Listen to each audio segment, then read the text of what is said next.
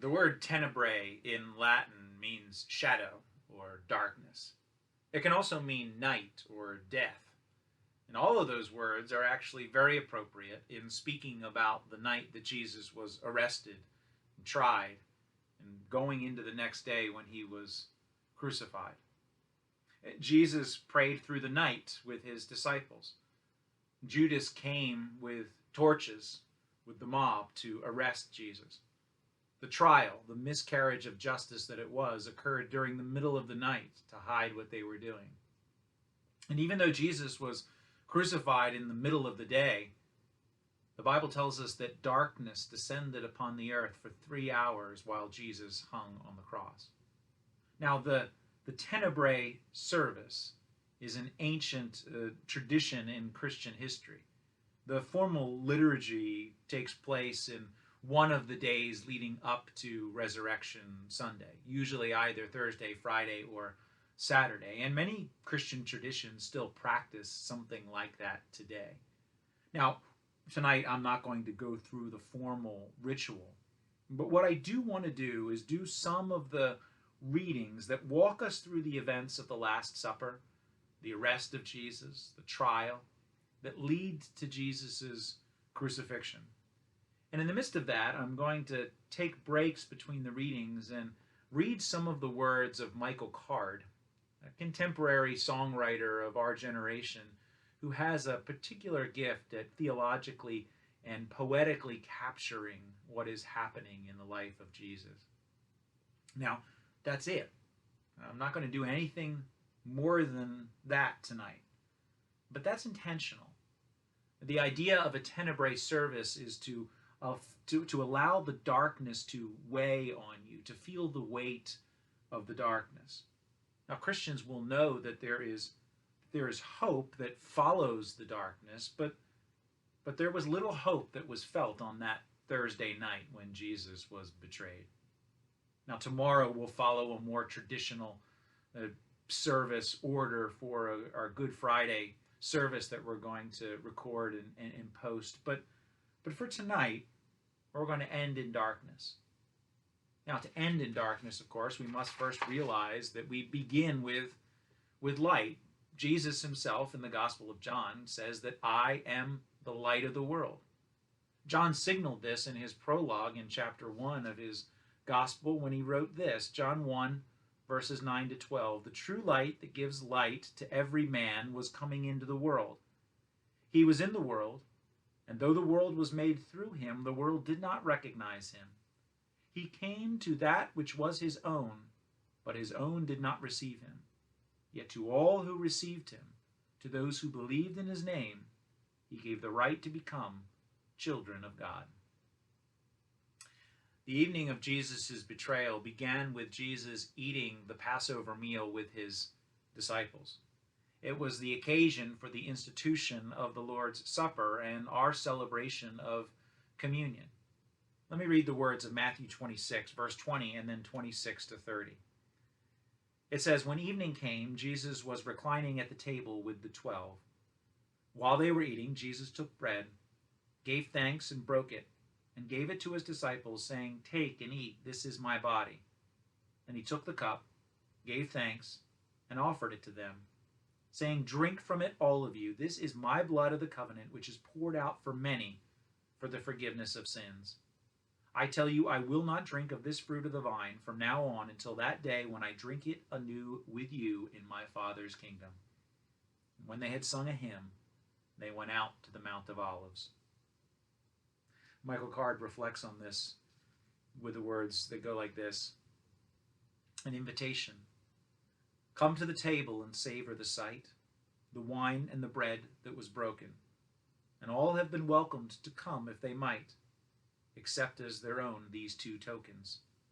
The bread is his body, the wine is the blood, and the one who provides them is true. He freely offers, we freely receive. To accept and believe him is all we must do. Come to the table and taste of the glory and savor the sorrow. He's dying tomorrow. The hand that is breaking the bread soon will be broken. Come to the table and see in his eyes the love that the Father has spoken, and know that you're welcome, whatever your crime, for every commandment you've broken.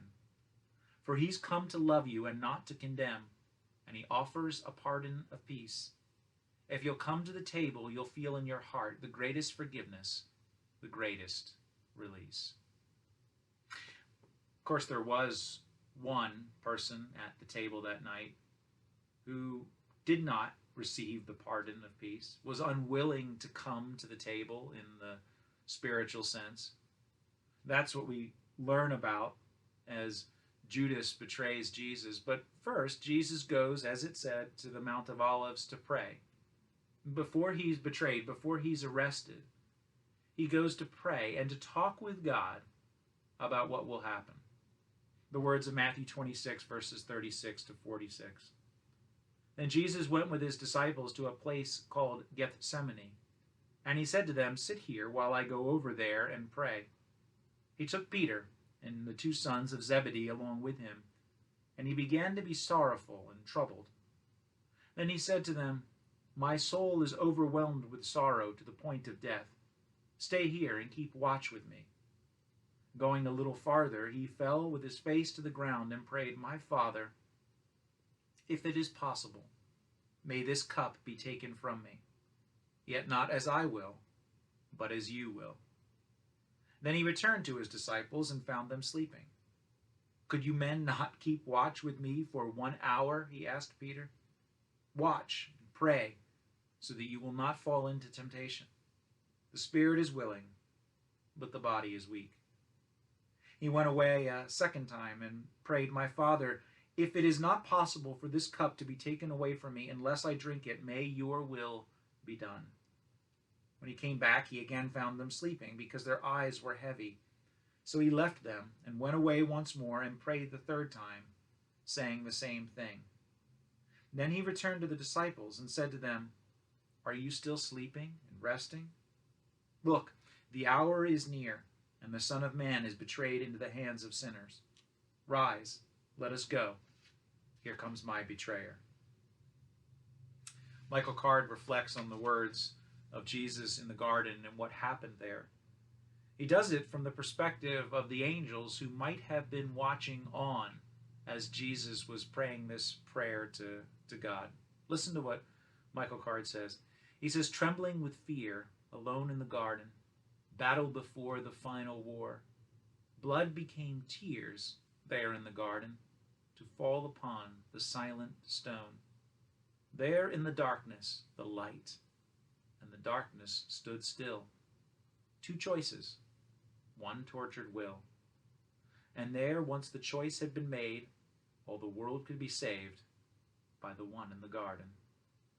The light of the dawn was seen in the garden by gentle eyes so sadly wise. The angels appear. They come to the garden, clothed with sighs. They realize the one they adored from the start will be broken apart by the ones he had come to save. So they're here simply now to be near. He's no longer alone. They sit by him and moan." As Jesus prayed, his disciples slept, and he woke them, and he spoke to them, challenged them, but didn't condemn them, recognizing that their flesh was weak. And then as he was talking to them, everything changed. Matthew continues in Matthew 26, verses 47 to 50, 57, and then 59 to 68. Listen. "While he was still speaking, Judas, one of the 12, arrived.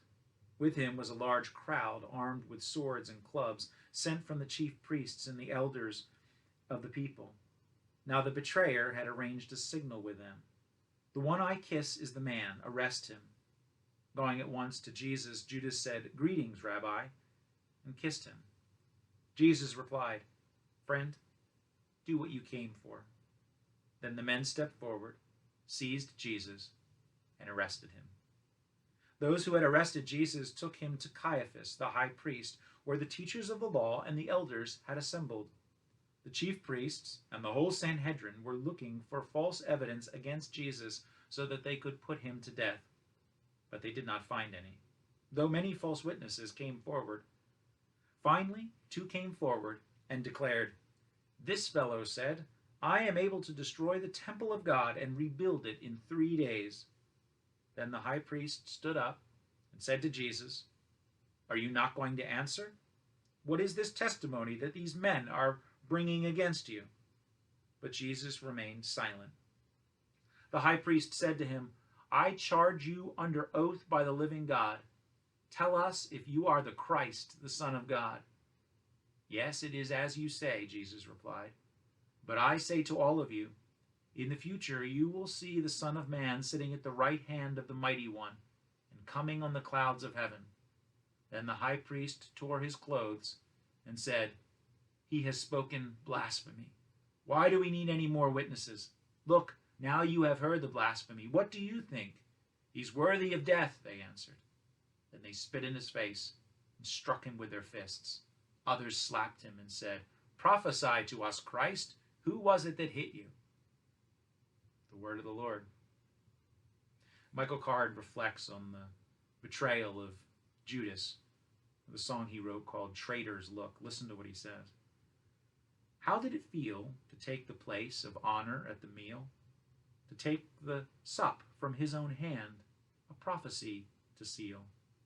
Was it because he washed your feet that you sold him as a slave?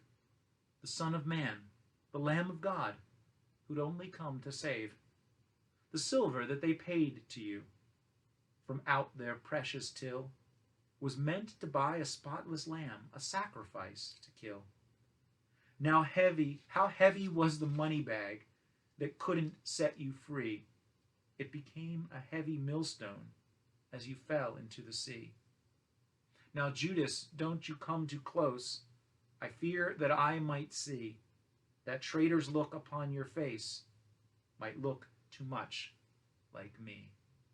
'Cause just like you, I've sold the Lord, and often for much less, and like a wretched traitor, I betrayed him with a kiss." Last reading from Matthew chapter 27, verses 11 to 26. Meanwhile, Jesus stood before the governor, and the governor asked him, "Are you the king of the Jews?" "Yes, it is as you say," Jesus replied. When he was accused by the chief priests and the elders, he gave no answer.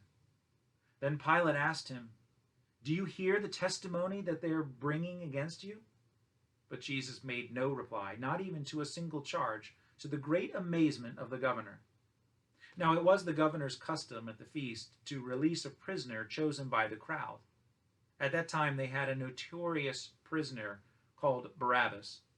So when the crowd had gathered, Pilate asked them, "Which one do you want me to release to you? Barabbas or Jesus, who was called Christ?" For he knew that it was out of envy that they had handed Jesus over to him. When Pilate was sitting on the judge's seat, his wife sent him this message: "Don't have anything to do with that innocent man, for I have suffered a great deal today in a dream because of him." But the chief priests and the elders persuaded the crowd to ask for Barabbas and to have Jesus executed.